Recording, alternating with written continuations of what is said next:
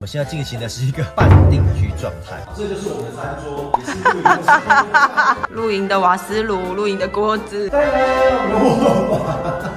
优胜过去带着一家4口以露营车为家，过着车居人生。近期决定半定居下来，借住在朋友的头田树新屋，而家具几乎全是露营车搬下来的。现在呢，你们看到了一台非常干净的露营车，是因为我们今天要宣布一个非常重大的消息，那就是不是像新闻讲的一样，我们要定居了。我们现在进行的是一个半定居状态，进入了流浪2.0的状态。什么叫流浪2.0？就是说还是在流浪。之前是露营车四处爬照的流浪，但这一次呢，我们是定在某个地方，但超像流浪。等一下你看就知道。从我的书桌介绍好了，这就是我的书桌，桌椅就是福斯露营车的。对耶，没错。这里是我们的客厅。如果真的需要就有投影机啊，所有的3C 设备都在这边。所以他们的书啊、玩具啊，就是摆在这里。这就是我们的餐桌，也是露营的时候。这边是我们的厨房，电锅，有这电池，然后梅花呢都是在这个地方晾的，里面的汤还在这。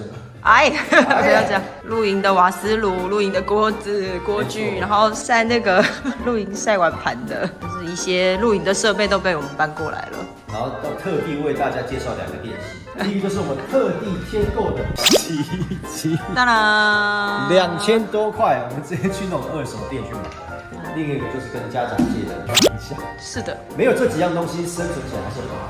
2楼就是我们的卧房，但等一下，我们看到卧房的时候，心里不要太起怜悯之心，好吗？这么惨吗？当然，我们的卧房。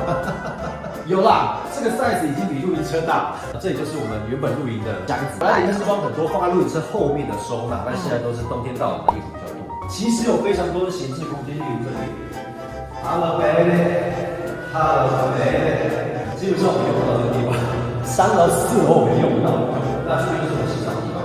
总之就是这里，其实是一个非常舒适的小空间，但是也不是说小，很大。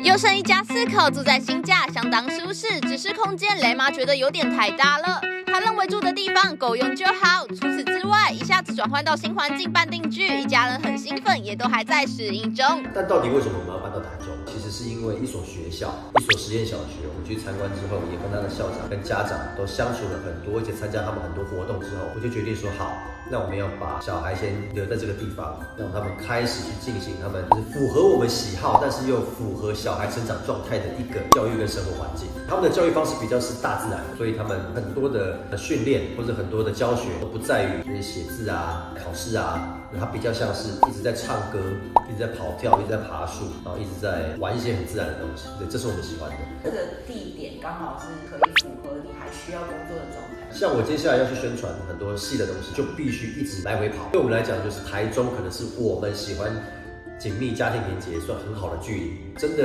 在旅游那么久之后，定在一个新的地方，然后要开始过一种有节奏的生活，是我们接下来的挑战。但因为这样子也开始蛮兴奋的，我个人，因为我接下来，因为现在是在适应中，也要看小孩喜不喜欢这个学校，或是老师觉得他们的学习状况怎么样，或是我们自己跟他们的互动感觉怎么样。所以接下来可能就是看看会怎么样把我们住的地方跟我们想要过的生活打造成好玩的样子。但现在呢，露营车旅行没有停止，只不过在周末可能会去一些好玩的 party 啊，或是好玩的活动，跟露营车有关，跟大自然有关，因为这种还是我们爱的事情。但是呢，我接下来在频道里比较会着重的分享，很可能是在除了我们出去玩乐的状态之外，可能是我们定下来之后，我们的教育到底是什么，然后我们的生活状态的细节的趣事是什么。还是希望大家可以继续支持我们的频道，继续订阅我们的频道，跟追踪我们的粉专。